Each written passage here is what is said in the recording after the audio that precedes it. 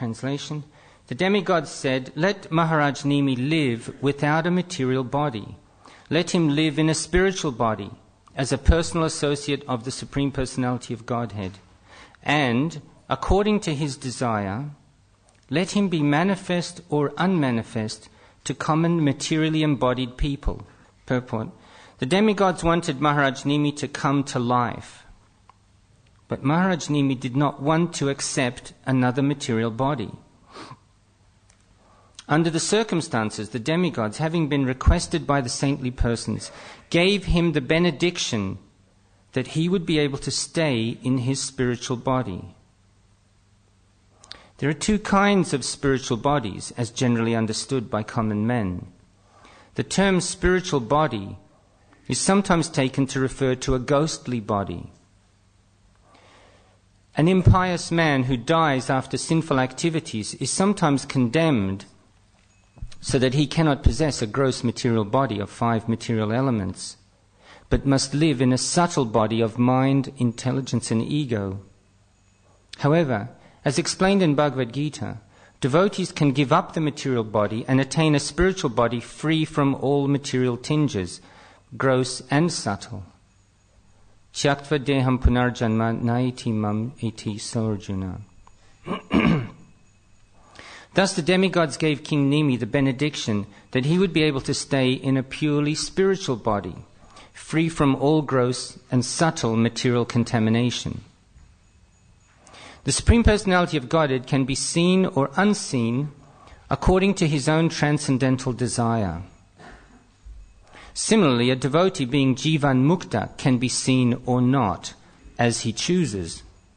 As stated in Bhagavad Gita, Naham prakasha sarvasya yogamaya samavritaha. The Supreme Personality of Godhead Krishna is not manifest to everyone and anyone. To the common man, he is unseen. Ata Shri Krishna Namadi na bhavet grahyam indriye. Krishna and his name, fame, qualities and paraphernalia cannot be materially understood. Unless one is advanced in spiritual life, sevan mukhe jivado, one cannot see Krishna. Therefore, the ability to see Krishna depends on Krishna's mercy. The same privilege of being seen or unseen according to one's own desire was given to Maharaj Nimi. Thus he lived in his original spiritual body as an associate of the Supreme Personality of Godhead.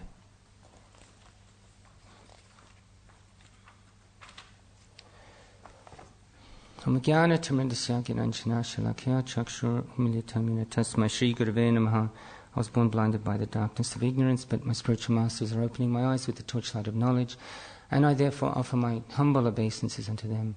Namo Om Vishnupadaya Krishnapstai Bhutale Srimate Hridayanandaka Swaminata Namane. Namo Om Vishnupadaya Krishnapstai Bhutale Srimate Shivaram Swaminata Namane.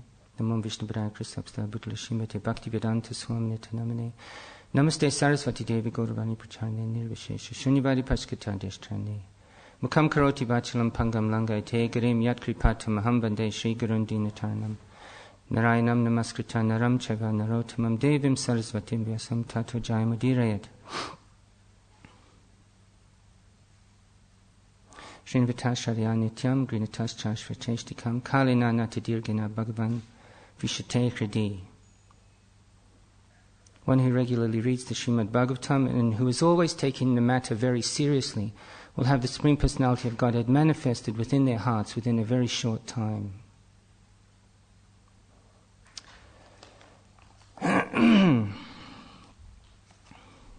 Deva uchuhu videha usyatam kamam lokaneshu sharirinam unmeshana nimesha byam lakshito jatma samstitaha.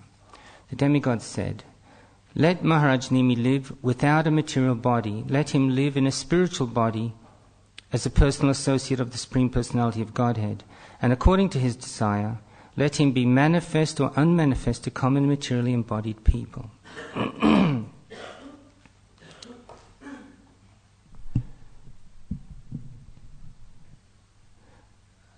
So we have the two main characters here, Maharaj Nimi and Vishishta Muni. I would consider they're the protagonists of this chapter.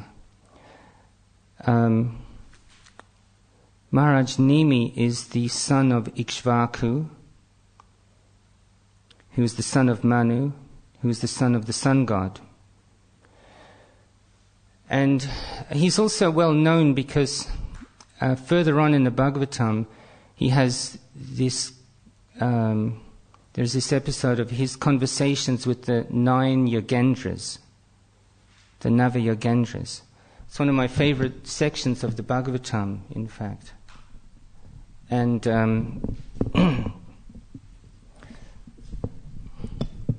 sorry. It's okay, I got it. Sorry. It's all right. It's how I want it.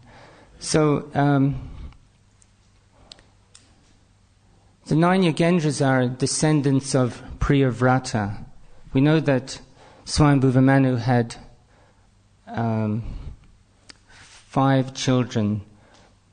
Uttanapad and Priyavrata were his 2 sons, and he had 3 daughters. And the management of the world was conducted by first of all King Uttanapad and his descendants. And his son was, of course, Dhruva Maharaj, and so the line went down from Dhruva Maharaj, and it's traced in the Bhagavatam and goes through to the Prachetas, and then eventually the line stops. And so Swayambhuva Manu had the responsibility of, who's going to manage the universe since this line has stopped. Priyavrata originally didn't want to know about management. He just retired and performed tapasya and cultivated his Krishna consciousness under the guidance of Narada Muni. So when the line coming down from Uttanapad stopped, Swayambhuva Manu approached Priyavrata and he asked him to take up the management. He was reluctant, he didn't want to do it, and eventually Lord Brahma had to come and lend his influence, and then finally Priyavrata agreed to do it. So coming down the line from Priyavrata, eventually we get to Lord Rishabdev, and then amongst his 100 sons were the 9 Yogendras. And they had this conversation with King Nimi that was it's a wonderful passage in the Bhagavatam. So it says in here that King Nimi is a self-realized soul. He's an enlightened self-realized soul. And we come across, I think it's only one of 2 situations in the Bhagavatam where the disciple challenges the authority of the spiritual master with justification. There are other actually incidents where it happens without justification. The other incident where it happens with justification is when Bali Maharaj challenges the authority of Shukracharya. Shukracharya gives him an express order and Bali Maharaj does not conform. He engages his free will, his power of discrimination, to resist the order of his spiritual master and act contrary to the order of his spiritual master. But he's glorified, he's a Mahajan, and he is glorified for that. We have another occasion where King Indra, his spiritual master came to his court and he just ignored him. And he was very offensive to him, and then that's another lesson. There are lessons in the Bhagavatam of what to do and what not to do. Pravritimcha, nivritimcha. So that's the lesson of what not to do. Here's another lesson of what to do, even at the cost of disobeying the order of the spiritual master. There's a conflict here because the pure devotee wants to perform a yajna. He wants to actually glorify Krishna. And he's understanding that life is short and I must maximize my time in serving Krishna. So he's got this yajna ready to perform, and he's asked his spiritual master to assist him in that yajna. But Vasishtha Muni, in this part of his life, is very materially motivated. And he says to King Nimi that I'm not able to participate in this yajna because I have another engagement. I'm going to perform a yajna with Lord Indra, and then I'll come back and I'll do your one. So he's prioritizing. The reason, Prabhupada explains in the purport earlier, that the reason he's choosing to perform the yajna at Amaravati with King Indra first is because he's going to get material remuneration. That's the motivation. There's a material motivation here. So when he says to King Nimi, he said, you don't perform your yajna until I get back from King Indra's court. It's very interesting that it says that King Nimi didn't say anything. He didn't say, yes, Guru Maharaj, I'll wait until you come back. He just didn't say anything. He just remained neutral. And so off went Vasishtha Muni to King Indra's court. And King Nimi must have been thinking about it, and he decided, well, it says in the book that he considered life too short and the importance of service to Krishna too great. So he just went ahead and did the yajna, in spite of knowing that it would greatly displease his spiritual master. He performed the yajna anyway. So when Vasishtha Muni came back, rather than think, oh, he's so enthusiastic to serve Krishna, how wonderful.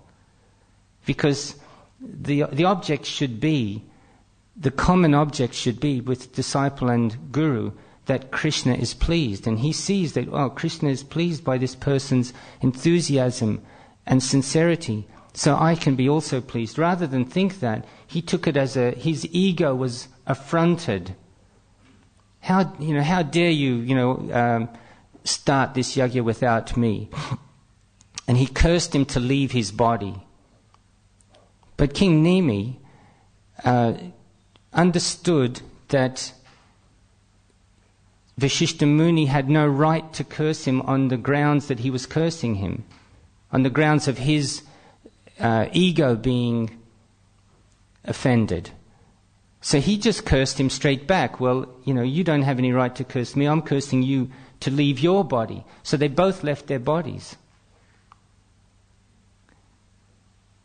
And it meant that there was nobody left to rule the world. King Nimi was the ruler of the world. So the saintly persons and the brahmanas, they understood the importance of having a strong ruler. So they performed another yajna to enlist the assistance of the demigods to bring back to life King Nimi, so that the rulership of the world can continue. And they agreed to do it. So they're in the process of bringing Nimi back to life, when suddenly Nimi calls out and says, I don't want to come back to a material body. And then when I was looking at this verse, I was a little bit confused.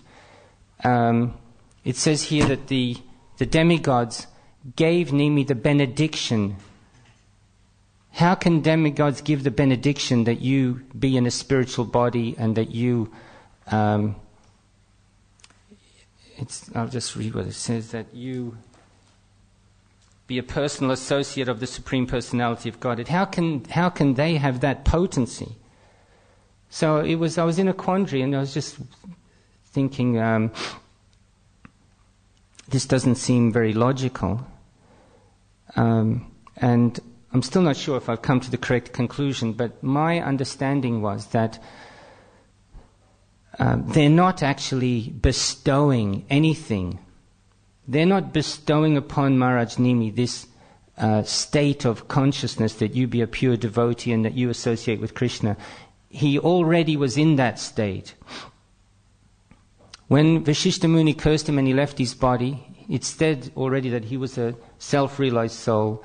So he's in his pure constitutional position. And he's associating with Krishna. The demigods didn't say to him, okay, you may now go back to Godhead and to Goloka Vrindavan and be with Krishna. They didn't say that. They just said, you may remain in your spiritual body. So he was already in his spiritual body. We're just not going to interfere, basically, they said. We're not going to interfere. We're not going to bring you back to life in your previous body. We'll just allow you to continue as you are. That's my understanding of this behavior of the demigods. And one colleague of mine said it could possibly also mean that the demigods were being empowered by Krishna to benedict him with spiritual consciousness. That's another angle on it. What I'm going to explore a little bit now is this mentality of Vishishta Munis, that he chose to go to this Indra Yagya as opposed to performing a yagya that was to glorify Krishna. That was an act of devotional service. He was performing a basically karma kandya activity instead of performing a devotional activity. So the way I was thinking about it is that his mentality is fruitive, and it's the mentality of a businessman. It's like trading. It's basically what karma mimamsa amounts to. In the karma mimamsa philosophy, there is this mentality that if I perform this yagya, and these ingredients are there, and everything is done according to the rules and regulations, then what must happen is that I will get a particular return. In the same way that in the material world, that's how business is conducted. According to the marketplace, this item has this much value. So if you want to purchase, 10 of this item, then you must give me this much of its market value. And then we can exchange. And this is the basis of exchange. You can actually quantify it. You can quantify it, you can calculate it, you can measure it. And this is called trading. So then, this is karma mimamsa philosophy. And it's also the philosophy of how business is conducted in the material world. So I was asking myself the question, what's the difference between that and Krishna saying in Bhagavad Gita, Ye yata mam prapadyante tam stataiva bhajamyaham mama vartmana vartante manusya partha sarvashaha. As all surrender unto me, I reward them accordingly. It sounds like the same thing. If you take, it's a proportionate thing. As you surrender, I'll reward you. So what's the difference? The difference, it's a subtle difference, but it's a very important difference. That when Krishna says, as you surrender, I reward you accordingly, Krishna's saying that he's reciprocating with the mood and with the motivation and with the sincerity. And the externals are simply the vehicle upon which the reciprocation happens. So, if we're chanting our rounds, then if we chant one round, Krishna's going to reciprocate. And so, if we chant 2 rounds, does that mean Krishna will reciprocate twice as much? Not necessarily.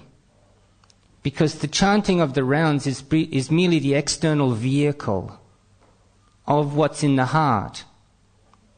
So if we're chanting with a certain amount of devotion, then Krishna will reciprocate with that. And if we chant with more devotion Krishna will reciprocate more with that. Krishna will reciprocate with the devotion that is being expressed. Now that doesn't mean that the externals is irrelevant, because the externals are very relevant. We know that Krishna says, Yogastha kura karmani sangam tyaktva dhananjaya siddhya siddhyo samobhutva samadvam yoga uchite. Krishna says to Arjuna, perform your duty equipoised, abandoning all attachment to success and failure. Such equanimity is called yoga. And there's many other verses where Krishna is saying to perform your prescribed duty. Because that in itself is a statement of your devotion. If you can maintain your prescribed duty, whether it's success or failure. So you have this vehicle. You may be out on doing your service and you don't feel like doing your service on that day, but you still do that service. And so Krishna can actually see that you have sincerity, that you have devotion, that you're not just, that you're more committed to Him and you're more loyal to Him than you are to your own mind's inclination. In the case of Vishishta Muni, it was very clear that Vishishta Muni has got more loyalty and commitment to his own inclinations, his own selfish purposes, than he has towards pleasing Krishna. He's more, to some degree, he's more interested in pleasing himself than he is towards pleasing Krishna. So Krishna wants to find out, are we more interested in pleasing ourselves or in pleasing Him? So this is the issue that Krishna is trying to determine, and this is how Krishna engages Maya to test us. Are we more inclined to please ourselves or towards pleasing Krishna? Do we have the trading mentality in our devotional service? Are we trading with Krishna? Shri Shri Radha Gokulananda ki jai, Shri Tram Lakshman Hanuman ki jai, Shri Shri Dayal Nitai ki jai.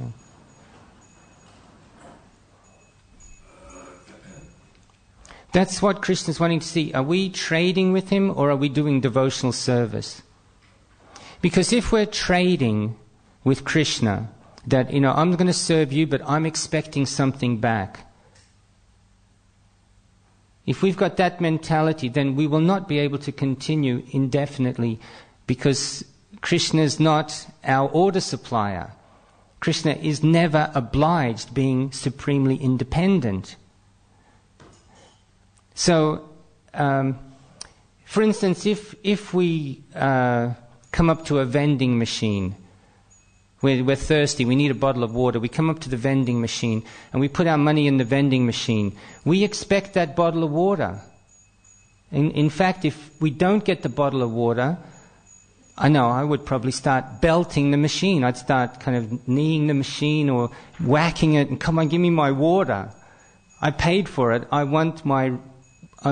paid for it, I want my item. So this is essentially the Karma Mimamsa philosophy, and when it's applied in devotional service, it ruins everything.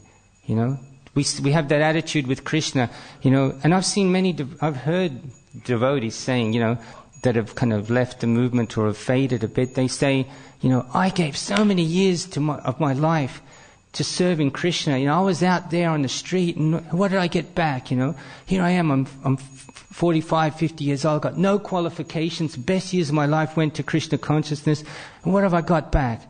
I'm just on the dole, and they got a whole litany of how Krishna exploited them. But Krishna didn't exploit them, but they were trying to exploit Krishna. The trading mentality is always a mentality of exploitation. Krishna says in the Bhagavad Gita that aperiamitastvanyam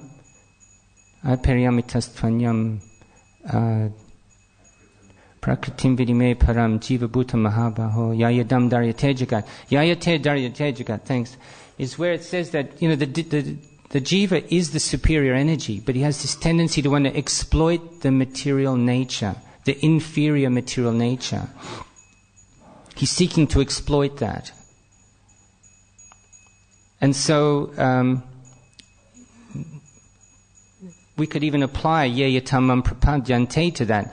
If someone tries to exploit Krishna, then Krishna won't exploit them back, but the karma will come back to them. The law of karma is like a mirror, and you actually start to get feedback of how you have behaved. So if we look at the behavior of great devotees, they don't have this trading mentality. They're serving Krishna without thought of consequences. They're not projecting whether the result is going to be favorable or unfavorable. They're just perceiving whether Krishna will be pleased by this or not. The wives of the Brahmanas, they were not. The Brahmanas in that pastime in Krishna book, they were concerned about their yagya and certain rules that may be broken if they were to feed the cowherd boys in Krishna. But the wives of the Brahman were not concerned with any of these negative consequences. They just saw Krishna's hungry and his cowherd boyfriends are hungry. Let us reciprocate with them. Let us feed them. The gopis went out into the night when Krishna called them, knowing that their reputations were now in tatters, that morally there was would be some. They would be sort of considered tainted in some way morally by the social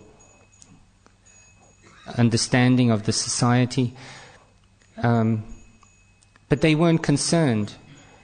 And another example is Narada Muni. When he became enlightened, it says in the Bhagavatam that he just went out chanting Hare Krishna, and it says that he was not concerned with the formalities of society and what people thought of him.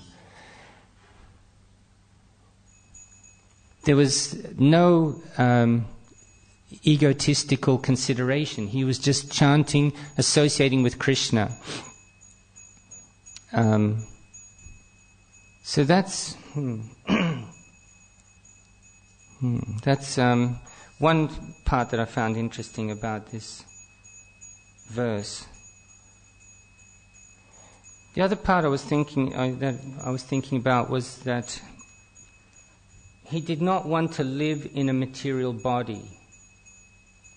His own words were, "I do not wish to accept a material body, for such a body is a source of distress, lamentation, and fear."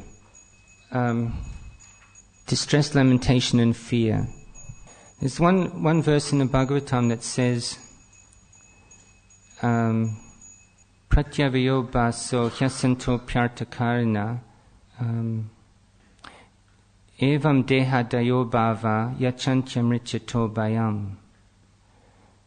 And it says that that just as echoes, shadows, and mirages are imperfect representations of real things, in the same way this body, mind, and ego are imperfect representations of real things. And it explains that shadows, echoes, and mirages, they give some meaningful, comprehensible perception of what is the real thing. They give some perception of what is the real thing. The shadow gives a representation of what is casting the shadow. The echo is it's an imperfect representation, but it's giving a representation of what is the source of that echo. And in the same way, this body and this mind and this ego is giving us some insight as to what is our actual spiritual body and spiritual mind and spiritual sense of identity. It's giving us an insight, but it's the imperfect representation